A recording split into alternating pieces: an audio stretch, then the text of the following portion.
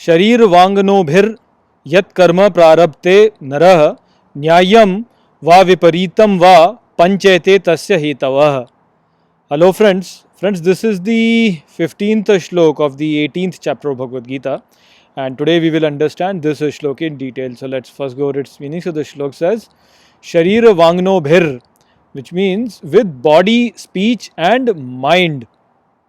Yat Karma Prarabhate Nara, which means starts the person. Nyayam va viparitam va, which means right or its opposite. Panchete tasya hetava, which means these five are its factors. So Shri Krishna continued to talk about the five factors of action in this shlok by mentioning that both just and unjust actions are started by a person on performing them by his body, speech and mind. So here we must understand that an action is not only that which is performed by the body, it also includes the actions performed by our speech and actions performed by our mind. So if you say that you will kill a person, or even if you think of killing a person, then these actions are also actions which will count as partial murder and they will have their consequences also. So this is a very subtle message that most people are not able to understand. People think that if you just act by your body, then that's only an action, but that's not the case. If you act by your speech or if you act in your mind, then that also will count as action. So we all must understand that all the virtuous and ghastly actions were performed in this world.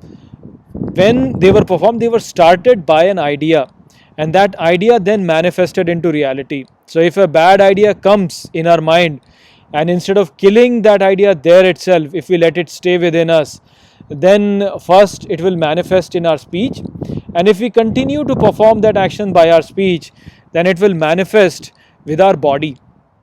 Therefore, we all must be very careful in terms of what we speak and what thoughts we cultivate in our mind. As soon as a bad idea comes into our mind, we should detach from it and remember it very carefully. The detachment does not mean that we try to suppress it. Detachment means that we neither try to amplify it nor try to suppress it. We just accept it as one of the many ideas that come to us in a day, and then we just let it go without making a big deal out of it. So if we were to do that, then we will be able to get over it. If we try to suppress it, then also it will stay in our mind and that action will keep happening in our mind.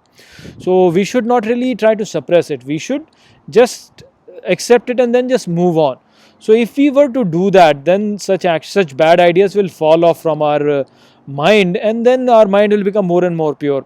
On the other hand, if we keep on clinging to these ideas, then first they will manifest in our speech, and then if we keep on using it in our speech, then it will manifest in our physical actions. And so even these actions which are performed by our speech or by our mind, they also count.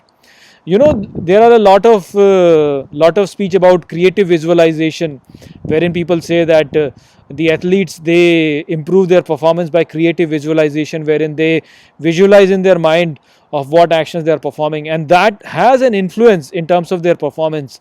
That is exactly what Sri Krishna is saying over here, that even that has consequence. When you think of something in your mind, that also is counting as an action. It might not be the full-fledged action as performed by our body, but it is still an action and it counts.